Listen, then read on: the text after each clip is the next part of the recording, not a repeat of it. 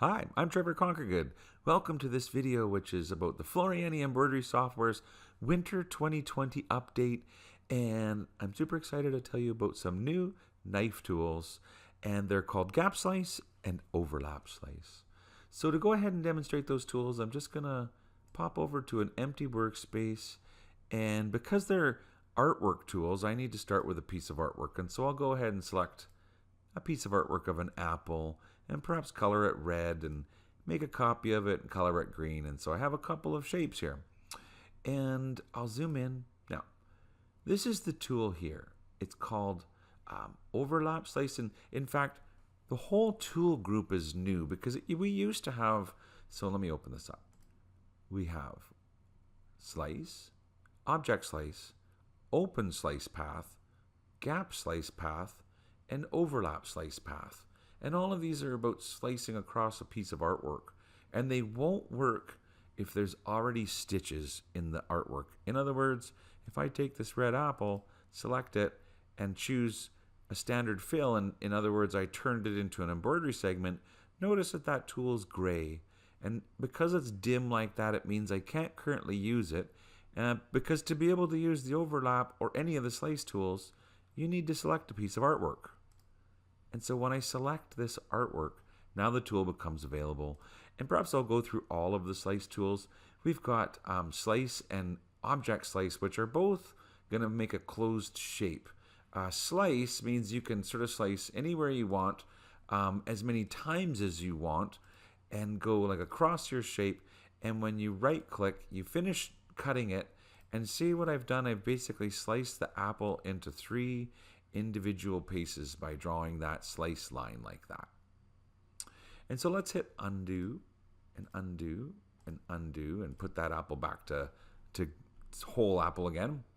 And the next one was called Object Slice, and the difference here is it has a little magnet, and that little magnet sort of means that the slicing points are going to be magnet to the outline of the shape. And so you're always going to start on the shape, click once, click across the shape, click a second time, and then when you're done drawing your line, you right click and it slices it. And again, it's a closed shape. So when it cuts it, it keeps each piece of the shape a closed shape. So I'll hit undo a bunch more times. So the next one on the tool group is called Open Slice Path. And the difference here is when I click across the apple, and you can click as many times across the apple as you want to like before, but when you right click, the difference is now, although it doesn't look like it sliced it, it actually did. You see there's that piece of the apple, there's this piece of the apple, and then there's even the little pieces that are left in between.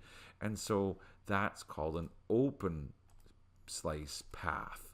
And so I just hit undo a bunch of times so that I'm right back to the original apple again. And this time we'll do one of the new tools. So this is called Gap Slice Path. And with Gap Slice Path, when you click and then right click, the software will show you a gap along your line, and you can control the size of the gap with this little offset amount right here. So it's set at 1 millimeter right now. If I want a bigger gap, I can type in 10 or something like that, and now I get a nice big slice across the apple. And so maybe you want to put text across a shape or sort of put something in between. You can remove a whole section of it with one little slice across. So that's called Gap Slice Path. And so the final one to show you guys, I'll go at the red apple because it's now, I guess I undid enough times to get back to just a piece of artwork. In other words, there's no embroidery stitches in it, so that's fine. I have an artwork piece selected. Click on here, and now we have Overlap Slice Path. And so the same concept, when I click on Overlap Slice Path, instead of a gap, it actually overlaps between the two. And so however amount you type in here, maybe it's going to be a small amount. Imagine that you were going to do your apple and you wanted to have like some area of overlapping like feathered stitches or something like that. So maybe you want to have 2, or maybe it's 5 millimeters of overlap. And so you say apply and okay.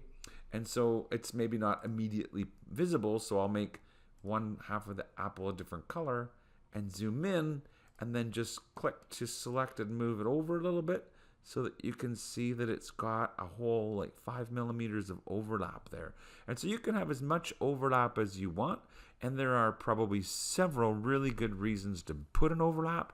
in between two pieces of artwork, and that could have implications for embroidery and even for things like, cutting out vinyl and with a digital cutting machine. And so those are very helpful tools. And so because there was so many of them, we decided to move the tool outside of the shape tool. And so it does make the kind of left-hand toolbar just that little bit longer. And hopefully you've got enough space on your desktop for all the tools. If you don't, as you always know, you can take any of these toolbars and make them, floating like this, or move their location to a different part of your workspace wherever there's room for it. And so I hope you enjoyed today's video. I hope you enjoy all of the updates for the Winter 2020 FTCU update.